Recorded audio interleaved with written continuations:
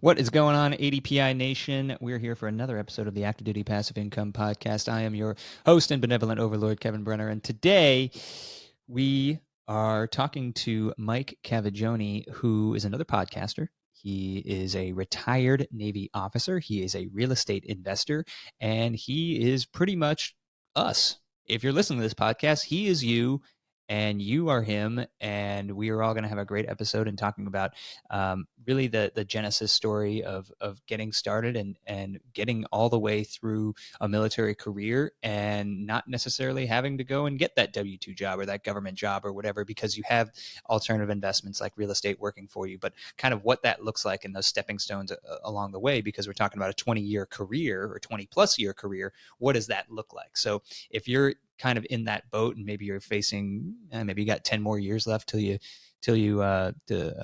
retire and you want to stay in, then this is the episode for you, because you're going to learn a lot from Mike's story on how he was able to do it, and he was able to make those stepping stones and set himself up. It takes work, but if you're intentional about it, you can get there. So Mike, welcome to the show, man. Hey, Kevin, thank you so much for having me. This has been a long time coming, so. Yeah, totally, dude. Like, I don't know. We were scheduling this, and then I got sick, and then I was traveling, and then I don't even know. It's been like over a year that we've been trying to get this going, and then recently we were on stage together somewhere, and we're like, Tim Mai's thing, and then it was like, oh yeah, we should re-up and do that podcast again, because it's been absolutely a long time coming. But yeah, man, let's take it back to basics here, and tell me a little bit about your Navy career, what you did in the Navy. And I always love hearing those kind of epiphany moments on when you realize that, like, hey, real estate is a thing, and this might be the thing that could set me free. What is that like for you? Sure, absolutely. So, small background. I'm originally from Long Island, New York. I joined the Navy actually to get out of there, right, and do something with my life. When I found out, my dad wasn't going to pay for my college, so I said, okay, then I got to figure something out. So I joined the Navy, and I served for 20 years. And I started off enlisted. I came in as an E1. And worked my way up to E6, applied for a commission, got picked up for a commission, and then I did my last 10 and a half years in the Navy as a commissioned officer. And long story short, throughout my career in the Navy, there was plenty of ups and downs, but there was a point where I decided there's got to be something else that I can do to supplement my income and to make this, when I retire from the Navy, that I can fully retire, right? There's got to be something out there that I can do. Now, I became an accidental landlord back in 2008, 2009, because I purchased my first property when I was at E5. I was 22, and I bought it in Waynesboro, Virginia in July 2007. So just keep that date in mind. And, I wound up PCSing, and I was like, okay, I'm gonna sell this property. Well, 2008, 2009 happened. I couldn't sell the property. I bought it for $250. It was now worth, 100,000 less, like worth $150. Wow. So I wound up renting it out to a friend of mine who was also a recruiter in the area, and he took it over for a little bit and was living there for about 2 years. And I was losing about $400 a month with this, and it really sucked. With the rent that you were getting. With the rent that I was getting. I was still losing about $400 a month. Underwater on this. Oh, 100%. Right. So my initial foray into real estate was like, I don't think this is for me. I don't know if this is what I want to do, because my first experience was really rough. Yeah. So I wound up short selling that property in 2012 for $157,000. Wow. Okay. Now I used a VA loan on that. So the VA covered most of the loss, but I lost my VA benefit because of that. Oh, right. Really? At least I thought I did. Like if you, okay. So there's more to this story, but unless you pay back the difference in what they cover, which for me, I think was like $68,000 or something. By the time you sold. Yeah. Yeah. So what happened is, we wound up PCSing to Hawaii. And at this point, like 2 years before that, I started down this journey of becoming financially independent, or at least becoming consumer debt free. Right, I was following Dave Ramsey's baby steps, all that good stuff, and got to the point where I paid off all my credit card debt, all my personal loans, and I had $40K in the bank, and I was PCSing to Hawaii, and I knew I wanted to buy a house in Hawaii. I was like, you know what? I lived in base housing for the last 5-6 years as an officer, and I want to own a piece of land, right? I want to own some property. So that was the goal, was to get to Hawaii, buy a home, which I did. And the funny thing is, when I went to go check on my VA benefit, I called them up and I'm trying to get my certificate of eligibility. And they said, hey, yeah, your record's flagged. Let's just review this real quick. And oh, yes. Okay. So we see you had this short sale back in 2012 on this property in Waynesboro, Virginia. So it's saying that you're not eligible for your VA certificate. I'm like, okay. They said, well, hang on a second. There's something else here. And they looked through and they said, oh, well, it looks like Bank of America didn't file the paperwork on time. They filed it on the 181st day. It had to be within 180 days. So technically, you have your VA benefit. And I'm like, wait, what? Wow. So some technical glitch gave me back my benefit. So that worked out very well in my favor. So, okay, perfect. Was able to use my VA loan, bought the house in Hawaii. While I was here, I got connected with a buddy of mine who was investing in real estate. And I said, you know what? Maybe, just maybe, I should take a look at this again, right? And because it's always been in the back of my mind. I didn't talk about this yet, but when I was younger, my uncle always used to talk to me about investing in real estate because he did it in upstate New York as a corrections officer. And he basically said, yeah, when I retire from being a corrections officer, I just want to go collect rent checks between the 1st and the 5th. I said, man, that sounds like a great life, and that's always been in the back of my head. So I think that's kind of where this whole thing kind of culminated from, right? So anyway, I get out here to Hawaii, I connect with my buddy, and we're going over some numbers and stuff. I looked up some deals, some duplexes back in Chesapeake, Virginia, and I'm just going over it with them. Brought my wife out there because, right now I'm trying to get her sold to actually come on board and like, hey, let's do this. Because she still was very apprehensive because of what happened on our last property that we had. Of course. And I get it because I was too, right? But I'm like, no, I want to do something where, I've got a couple years left in the Navy. I want to be able to retire and then like be with my family because I've spent so much time away. Mm-hmm. And so we get together and we go over a couple deals and my buddy's like, hey, yeah, these actually look like really good deals, this one and this one. So we're going over the numbers and I'm like, okay, cool.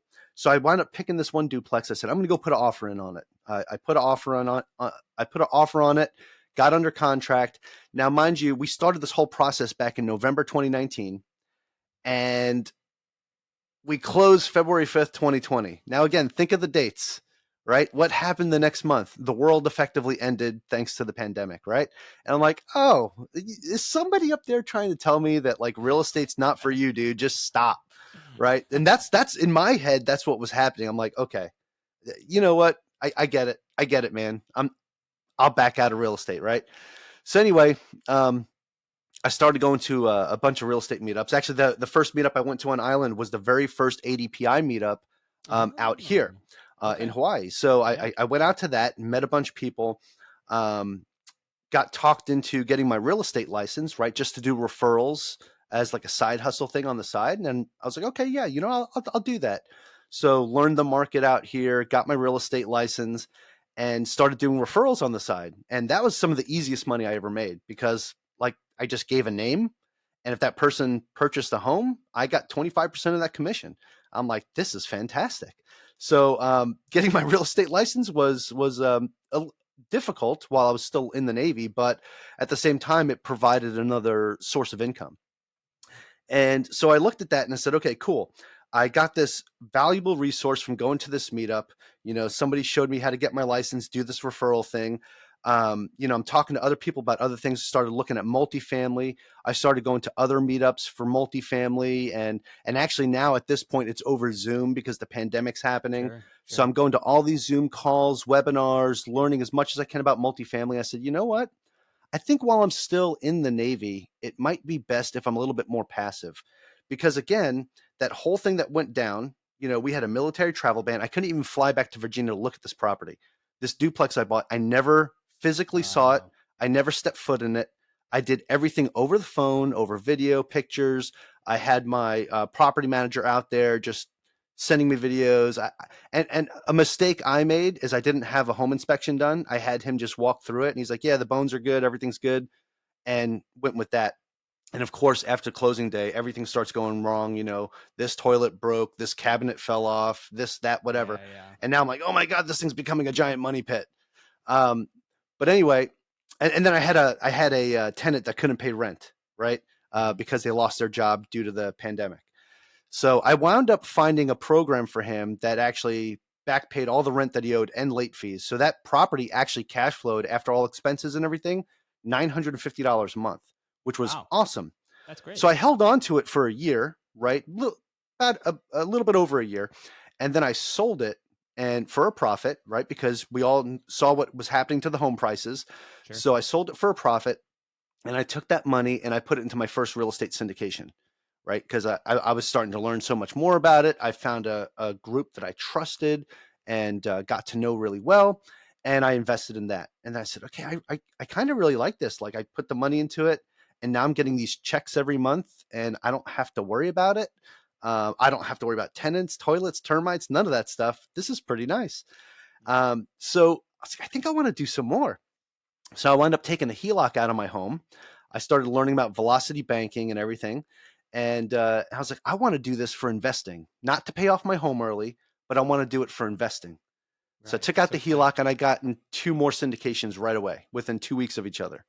so this is interesting. So Yeah. just to kind of unpack velocity banking a little bit. So velocity banking is where so you're in Hawaii, right? So Yes. you go and it's a high market. So you get into your home in VA, and your home appreciates whatever, and you're going and you put a HELOC out on that home. Well, it's going to be a chunk of change versus someone who's got a home in, like, I don't know, middle Georgia or something like that, right? So you got a little bit more money to play with, is my point. Oh, So absolutely. Yeah.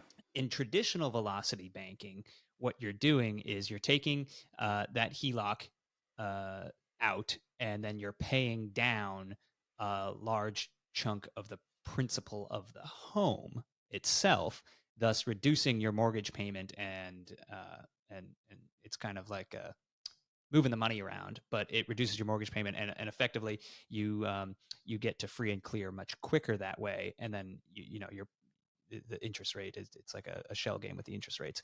But what you did was you said, no, I'm going to take the HELOC, and at what was your interest rate on that HELOC? Was it floating or not floating? So 4% locked in for 5 years. Okay, so 4%. Okay, that's perfect. 4% locked in for 5 years, and you said, no, I'm going to go put it in a syndication that is probably a 3 to 5 year syndication, or maybe a 5 to 7 year syndication, whatever. I'm sure you found 3 to 5 year syndications, 3 and to you went, 5 is what I was yeah, looking at. Yeah.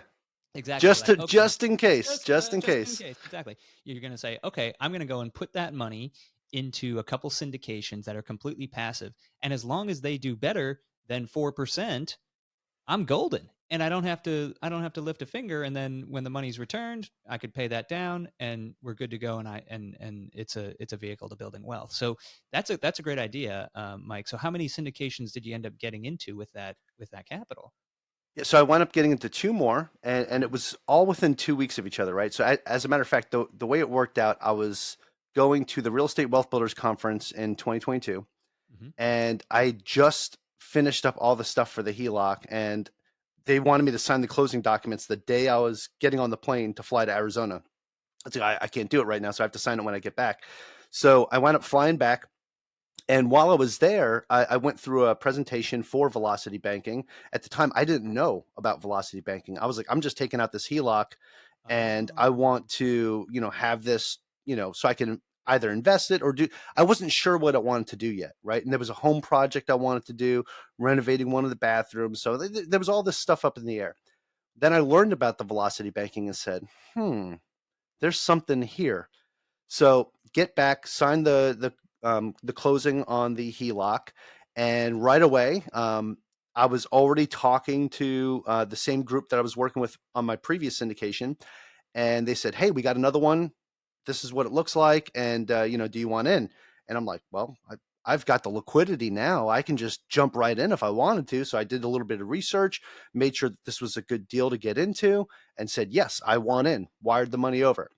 At the very same time, another investor, somebody that was a guest on my podcast, reached out to me and said, hey, Mike, we have this smaller deal. It's 36 units. We're only bringing in so many investors. We wanted to see if you wanted in on this one. And I did a little bit of research, checked it out. Mm-hmm. And this was in Monmouth, Oregon. And I'm like, never really looked over there before. So let me do a Yeah, little bit of see what's going research. on. Yeah. Mm-hmm. Yeah, and it's right next to the university. Like when I looked into it, I was like, it's right next to the university.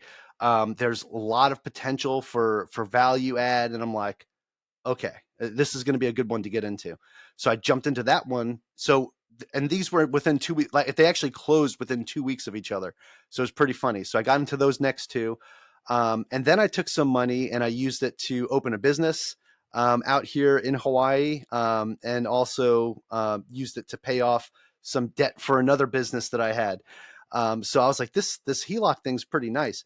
And for me, the way I looked at it was I I had access now to this equity that was in my home just sitting there. And it added to my liquidity. And I think that's the key word here is the liquidity piece of it, right?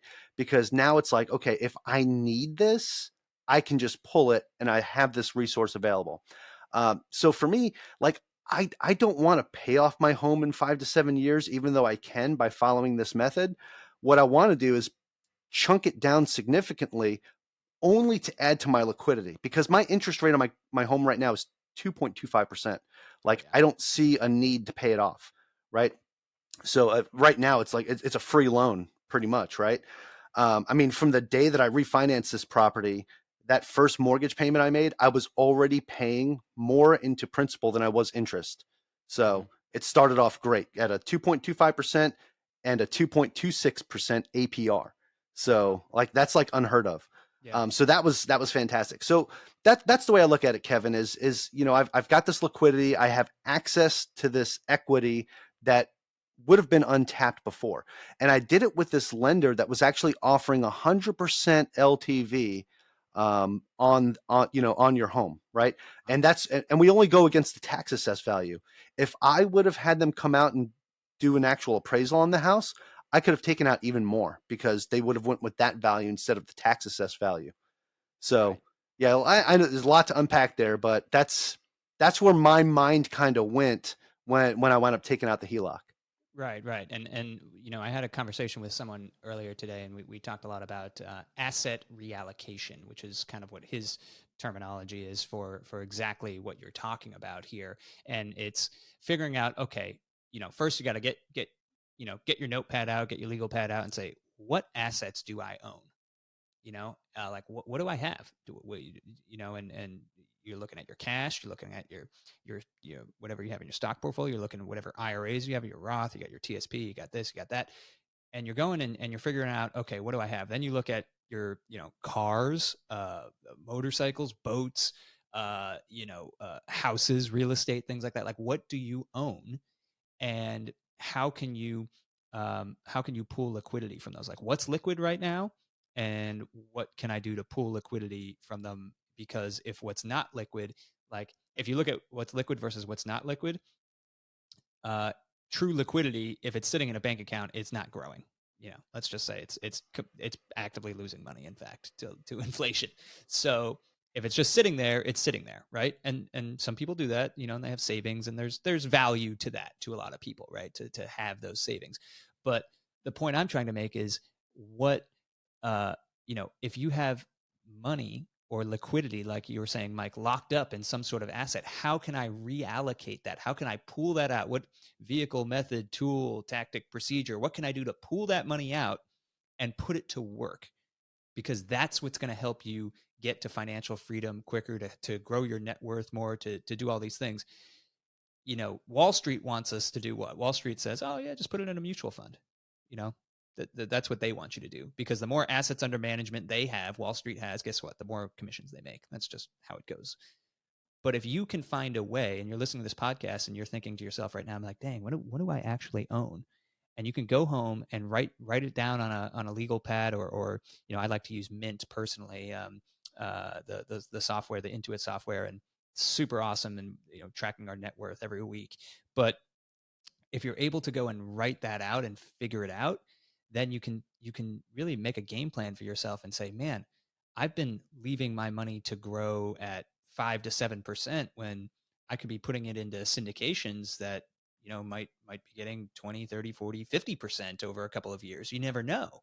But and then of course you get the tax benefits out of it, and you get there's a lot of other benefits to passively investing in real estate. But ultimately, that asset reallocation and figuring out, even if you're a veteran and you're looking at your TSP and you're like for me personally, like I'm out now, you're out now, Mike. Like I have Yeah, I six. mean, I don't know if you could tell. I'm definitely Yeah, out. yeah, the beard, yeah. The this is me trying to grow a beard, by the way. This is it. This is It like 3 weeks. looks fantastic. It's I know. coming in great. It's coming in Yeah. great. A little patchy. For those listening and not watching this on YouTube, I have like peach fuzz. But anyway, like if you have a TSP, that's a major asset, but it's locked up. And as a veteran, I mean, yeah, it's technically growing, but you're not adding to it anymore. Oh, So I'd even touch on that it's either, like, Kevin, because I've actually tapped into my TSP let's to talk dump about into some of that. these syndications as well. And So actually, to buy that duplex, I tapped into it. I took a loan out you did, for my and you did the TSP. loan. Yeah, and you Hmm. can and you can do the loan while you're active duty, or if you get a federal job afterwards, you can do the loan. But once you're out and you're no longer contributing, you can't do the loan anymore. Now the loan is a great product because you can take, I think, up to 50% loan to value on your Yes. TSP, Hmm. and it's a relatively low interest rate. I don't know what it would be now with It's whatever, when you close, it's whatever the G fund return is. okay. So All right. when So I did it, I think mine was 2% flat. yeah, which is a great deal. That's Yeah. I almost know others that were getting it at 1 or 0.75% because that's what the wow. G fund was at the time when they took out the loan. Yeah. But That's crazy. the beautiful thing is, I didn't mind paying the 2% interest because guess what? It was going back into my TSP account. It's not like I was paying that 2% to a lender. That's the Mm-hmm. big difference. You get that money back. You're paying yourself back. Right. So And you're then borrowing for from yourself and paying yourself. yeah, exactly. You're becoming your own bank. Right. But the interesting piece though is for folks who like me, I have money locked up in there. I'm looking to convert mine into an EQRP or into some sort of vehicle, or maybe just take the hit. Like, okay, hey, listen, I want to take it out. They got to take 10%, and then whatever your tax bracket is. Hey, man, it's better than sitting there and doing nothing. I could, you might pay 30,000 in taxes. It's not ideal, but if you go and guess what, put that into a syndication and get a big fat K1 and depreciation from that, you may be able to offset a little bit. And then it's like, oh, it's not so bad now. So thinking about what you have right now. You're listening to this podcast. Think about what you have. What do you own, and how can you reallocate those assets? So, Mike, bring it back full circle to you because you did a great job doing that with the HELOC. What other tips and tricks would you offer for our audience on like any type of other asset reallocation? Because maybe we can dig more into that TSP loan and how that works. Sure. I mean, there's, like you said, anything that you have that has value that you can pull from. Even if you started a business, if you opened up an LLC, I see a lot of people talking about this on social media. I haven't been successful at it yet myself, but taking out one of those $50,000 business line of credits, no doc business line of credits. I haven't been able to figure it out, right? Because I have a couple different businesses. I tried to do it with one, and all the lenders looked at me like, "Dude, no, we need to see A, B, C, and D. We want to see profits and loss, everything." And I'm like, "Oh, okay. So I guess this isn't a no doc B lock, right?" But Yeah. but anyway, so if you do have like a side hustle or a business or anything like that, or if you have a side hustle and you don't have it under an LLC, create an LLC and start building up your business credit. Take out a business credit card, things like that. And then you can take out a business line of credit depending on the value of your business, right? Now, again, I don't know how to do the no doc thing, so I'm not going to sit here and talk about that. But I see a lot of people talking about it. But I do know that if you build up your actual business credit itself, you can get a regular business line of credit depending on the value of your business, right? So that's another way to tap into, you know, this value, because we assign a number to everything, right? So your business has this number assigned to it. It's worth X dollars. But what does that mean to you when it's just there? Okay, yeah, great. You have a profitable business and it's bringing you in however much a month and it's worth this much. And you're like, well, I could sell it and get that money, but then you lose that income that you're making, right? Or you can borrow from it, right? And then take that money and use it for whatever, other asset or, whatever other way you want to employ those dollars to work for you. Because Kevin, you put that, you keep saying it that way. And I love the way that you say that because that's essentially what you're doing. You're employing those dollars, right? You're turning them all into your own little soldiers and putting them out onto the battlefield and letting them do the work for you. And that's the point. And another thing I want to kind of touch on with that is, everybody probably listening to the show has read that Purple Bible, right? Rich Dad, Poor Dad. And, we always hear about this book. And in that book particularly, Robert Kiyosaki talks about how your home is a liability and not an asset. You hear him talk about that all the time. So by me borrowing from my equity, I essentially had, turned my home into an asset for me because I was able to borrow from it and put those dollars into a cash flowing vehicle that brought money back to me.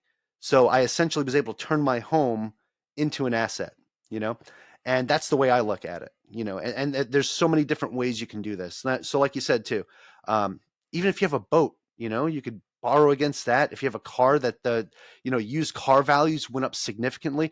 Now I'm not saying borrow from everything because you're going to open up Pandora's box when you do that.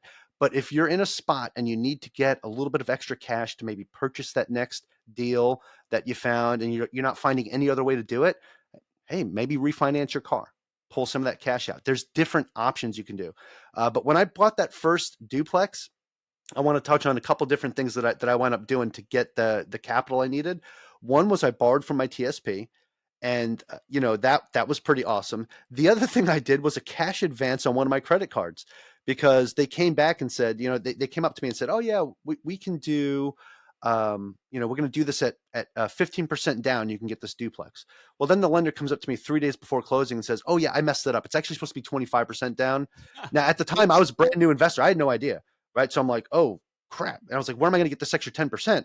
And I wound up doing a cash advance on one of my credit cards, right, to come up with that extra 10%. I was like, okay, this kind of sucks, but I was able to pay it off pretty much right away with the cash flow that I was getting. So that's one of those things that, it's just how bad do you want it, right? And at that point, it was my first deal and I wanted it bad, right? So there is so many different creative ways to find the money that you need. And these are just some of the ways that I explored to do it, on my own. Yeah, and I did something similar in my one of my first deal. I ended up collateralizing my stock portfolio. So I had started investing in the stock market when I was in high school, and not like day trading or anything, but my dad had a financial advisor, and I went to him and I was like, hey, here's some money. And then I was working 2 or 3 jobs in high school, and I would just like, hey, you're just contribute month over month, and it grew. Through college, I kept doing the same thing. And I think I maybe had like $60,000-$70,000 worth of value in there. And I went to a small community bank and I said, hey, would you do a line of credit on this and just back it? Because I got into a spot where I was like, man, I got this quadplex in the VA, but I didn't have any really extra cash to my name, liquidity to go and do the renovations that I needed to get done so that I could raise the rent and really make the cash flow on it. So I ended up reaching out to that small community bank, and they were like, yeah, absolutely. I think it started off with it was like the HELOC was like or not HELOC, the line of credit I think was like $29,000 or something like that. By the end of, I got it up to $41,000 because I was using it and I was paying it off with the cash. I was pretty much using it. And the majority of the cash flow I would get each month, I would just go and pay that down. So I would use it for a renovation and then put a tenant in there and then pay down. And then the next tenant would move out. And then I would ask for more money and pay down, do the whole thing. And I sold that building earlier this year. And with the profits, paid down the remaining, whatever, $27,000 on that, just closed it out. And it was great. Like I didn't have to come out of pocket. Now my stock portfolio has been growing ever since. Growing and it's been going up and down. I don't know about growing, a little volatile these days. But Yeah, like the point being that you're able to go and tap into that liquidity that you have, and it might not be as obvious as like, oh, I need cash in the bank. No, you just need to constantly keep your eye on the bubble on what assets do you have, and to your point, what you're talking about with Robert Kiyosaki, like what are my liabilities and what are my assets, and what am I doing to create more assets than liabilities, and then furthermore, what am I doing to create enough assets that will actually pay for the liabilities that I want in my life, like sports cars or whatever you're into, travel or whatever, like that. I mean, that's what my wife and I do. Our Airbnb business is literally our travel fund. Like that's we awesome. build the business and we run it, and all of that money, we just got back from Italy, like that was, and that's all paid for from Airbnb. So I can go and do an $8,000 vacation and not sweat it because it's coming out. That's 1 month of Airbnb, high season Airbnb fees. So it's like, that's cool. But that's the kind of thing that you have to start thinking about. What assets can I create or generate that will fund the liabilities or the things that I want to do in life? And then you're not sweating or I don't know, working for the man. But yeah, we've all worked for the man, I guess.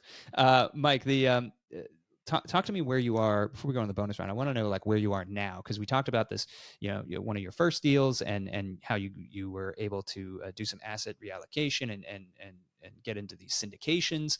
Have any of these syndications turned over for you yet, or are you still getting into more of these? Like, what's your future? Yeah, one of them recently just refinanced. The great thing was this asset was purchased at 6.6 million.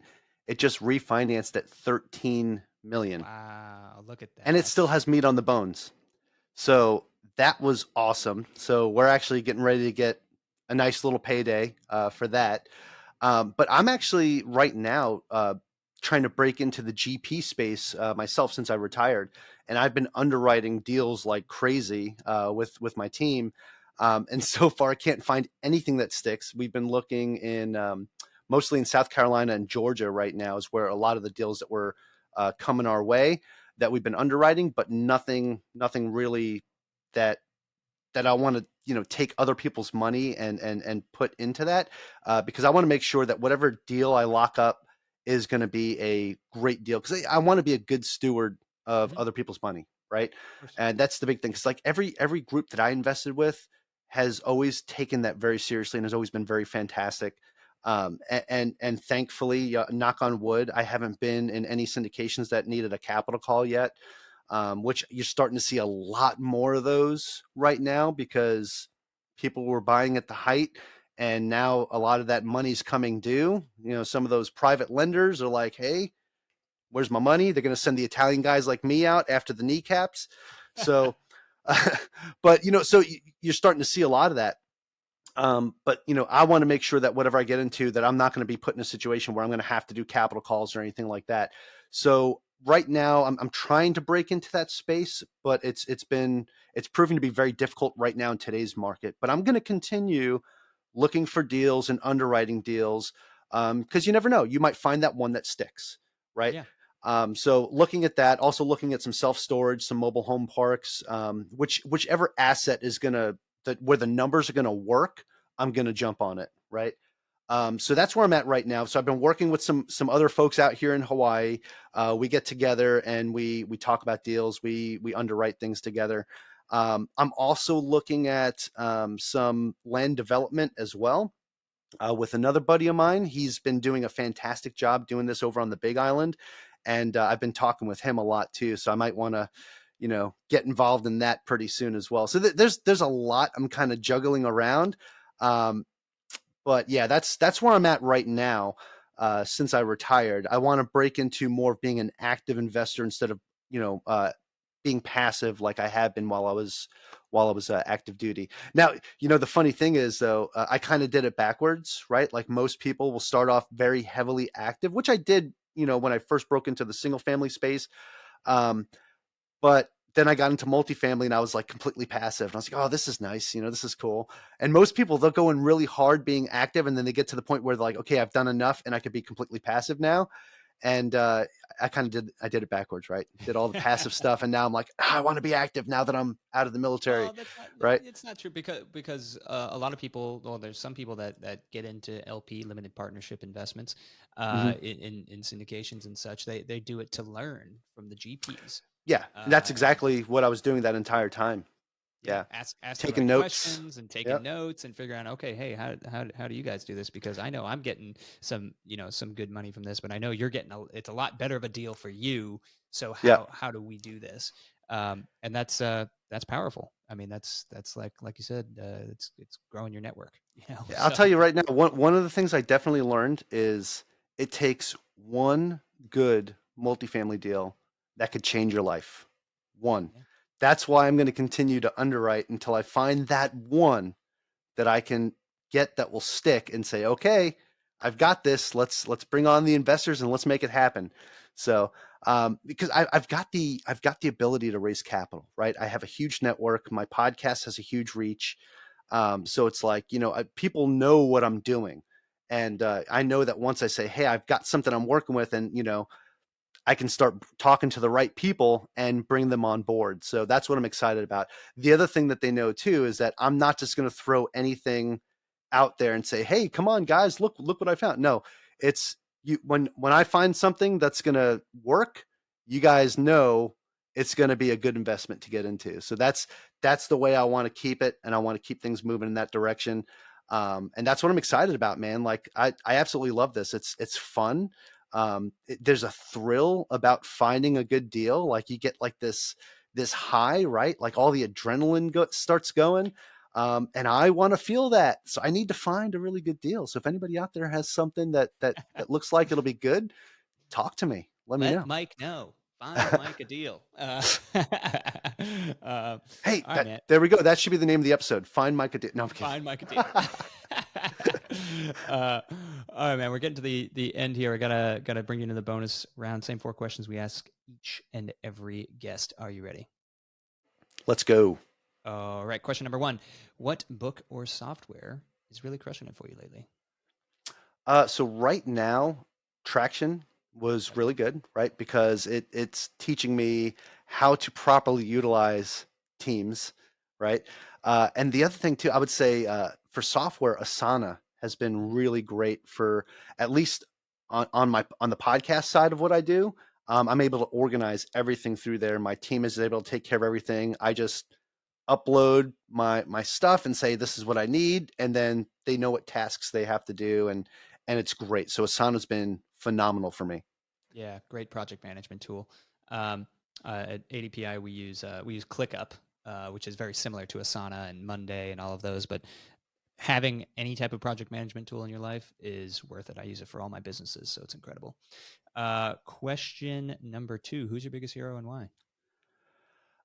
So this is a question that I've been pondering and pondering, and it's really hard for me to come up with one. But I will say, when it comes to this, I'll say my uncle, right? Because he's the one that put real estate in my brain such a long In time ago. upstate New York and all of Yeah, that. where it just stuck, and he was able to explain it to me in a way where I said, you know what, this is something I think in the future would be a really good move for me. And even after all of the bumps, bruises, scratches, lacerations, and maybe even a missing limb in my real estate journey, I always come back to that and realize that, you know what, there's going to be bumps and hiccups, but as long as you keep pursuing your goals and moving forward, you're going to eventually get over that hump and get yourself to a point where you're profitable and things are working out. So, for people that are in that journey right now, just realize there is light on the other side of that tunnel. You just got to keep traveling through the tunnel. Yeah, yeah. Just keep going and have that perseverance and know that what you're Absolutely. doing, yeah, as long as it's aligned with your goals, keep going. Love that. Question number 3: what do you like to do for fun? So for fun, one of the things I used to really love to do, and I want to get back into this now that I'm retired from the Navy, is kayak fishing because I'm in the mecca for that, right out here in Hawaii. It's so much fun. So I want to get back out there and do that. I love networking, so any type of networking event out here in Hawaii, especially real estate related, you'll most likely see me there because I'm probably going to be there. And then working out, which I need to get better at committing myself some gym time. But those are like the three things that I'm really passionate about. And then, of course, this is not a hobby, but my family, right? The whole point of everything that I'm doing was to spend more time with them. So being able to be home is great, even though I think now they're kind of sick of me being home and they're like, dude, go do something with your life. And so, yeah, that's kind of where that's at. But yeah, those are the things I enjoy doing. It's funny, man. Yeah. Question number 4 for you, kind of wrapping this up. If you were able to boil down kind of your whether you want to talk about your military transition or that first deal or whatever, boil down this, what you've shared into 3 nuggets of wisdom that people can take away, listeners can take away from this podcast and go apply and kind of put into that speed of implementation pipeline. What would they be? Absolutely. Can I give you 4? Sure, go for it. Okay, because um, I have this thing that I call, right, the 4 pillars to building wealth. Okay, and this will culminate everything that we talked about today, because you can use this for anything that you're trying to be successful at, right? So the first one is education. If there's something that you're interested in that you want to do or be a part of, go learn about it. Take a course. Find somebody that's really knowledgeable about it. Ask them questions, but educate yourself. The second thing is find a good mentor or coach or both, right? Because there's a difference between the two. But a good mentor is going to help guide you along the way and give you that reassurance that you need. And a good coach is going to keep you accountable to what you said you were going to do. If you're like me, a lot of times you need somebody to just like tap you on the shoulder and say, hey, man, I see you go in this direction, but you said you wanted to go here. So let's kind of steer things this way. So a lot of times that's needed. I have a coach. I pay for a coach. I think it's important, right? The third thing is networking and building relationships. So if there's something that you're trying to do, whether it's invest in real estate, start a business, whatever it is, if it's starting a business, go out to a business networking event, meet people, trade phone numbers, keep in touch. The other piece of that is actually build the relationship. Don't just say, oh yeah, I go out and network and I met a whole bunch of people. No, if you go to a real estate conference or you go to a meetup, find 2 or 3 people that you know that I'm going to keep in touch with this person after this conference is over, right? And stay in touch with them and actually learn about them, learn about their lives, learn about what they're doing. And who knows, you might find your next partner that way. You might find your next private lender that way. You never know. So it's important to build relationships with people in the community that you're trying to be a part of. The fourth one, and this is the most important one, the other 3 don't matter if you don't do this, and that's take action, right? You could sit here and educate yourself all day. You can have a mentor or a coach yelling at you all day saying you need to do A, B, C, or D. You can talk to all the right people, but if you don't actually get off your butt and take action, those other 3 don't even matter. Exactly. I love that. Really, really good stuff, Mike. And I mean, yeah, everything we talked about today, it's completely applicable to finding success. And I'd argue it's finding success in anything, not just real estate, but anything. Do those things that Mike just said, and you're gonna get to where you want to go. First, you got to establish the goal, and then do those things, and you will start making progress as long as you're taking those action and take those baby steps every single day. Mike, thank you so much for your time, man. I know it's a bit early in Hawaii, but I appreciate you joining me for my afternoon coffee, and you got your morning coffee most likely. Yeah, yep. Finished it up. Yeah. Yeah. But yeah, man, thanks for coming on the show and sharing your wealth of knowledge with the ADPI Nation and the entire active duty passive income community. Yeah, Kevin, it was a blast, and I got to say you're a great host because I'm one of those New York kids that can't shut up. So you were able to get yourself in there and get me to shut up when I needed to. So I I've been doing this for appreciate a that. while. Yeah, and I want to add something in too, Kevin, because the very first guest I had on my podcast was Tim Kelly, right? Yes. And it's funny because like as I started my whole real estate journey, ADPI was a very integral part of that because of going to that first meetup, meeting the people that I met, and then having him come on as my first guest, which to me, I was like, oh my goodness, I got Tim Kelly coming on my show and he's my first guest. This is so cool, right? So I just want to thank you guys for what you do for the community, what you do for the active duty members, the veterans. It's phenomenal. You guys do great work, and I generally appreciate it, and I know people in the community do as well. Yeah, I really appreciate that, man. Yeah, we were looking, just kind of a fun factoid for the listeners. Uh, we have a lot of consultants and team members that work on the back end and the website and the development and the SEO and all of that stuff, which is search engine optimization for people who don't know. But pretty much what it does is it shows you how your web presence is growing. And we just had a meeting earlier today, earlier this week, about how we've grown. And we have grown. We're getting to a point now where we're growing so much faster than our initial projections, just like on web visitors and people interacting with our website and doing this. And the whole point is to help impact 3 million military families over the next 10 years. Like that is our 10-year target. If you're into EOS, which I know you are because you had traction, that's our target, right? Our 10-year target to do that. And by simply reaching thousands and thousands and thousands of people, and you map it out and you say, oh, by the end of Q2, I'm going to hit, 5,000 people I'd like to impact. But we've done that and surpassed that in like the first month of Q2. And we're like, whoa, like you just don't know because you're writing blogs and you're doing this. Are people actually reading this? But they are. And we're making a positive impact. And that ultimately is something that is super fulfilling, but it's also something that I think goes beyond just podcasting. It's more about, um, you know, helping other people. And I think for listeners out there, if you find yourself a little lost and you're looking for your purpose, just bring it back to how can I help and impact other people, and your purpose will find you. Mike, thanks so much, man. How can folks get in touch with you and listen to your podcast, and like where is that and all of that stuff? Sure. I've got a plethora of websites you can go check out, but I'll just give you one because it's got everything on there. So it's my name, MikeCavaggioni.com, or to make it easier, themikecav.com, TheMikecav.com. And there's a link to my podcast. There's a link to my other businesses on there, including my inflatable nightclub business out here in Hawaii. So if you're in Hawaii and you want to throw a party, business. I got you. So yeah, and my HELOC, that was another thing that helped me open and start that business. So that is an incredible business. yeah, man. That's awesome, dude. I love it. Reach out anytime.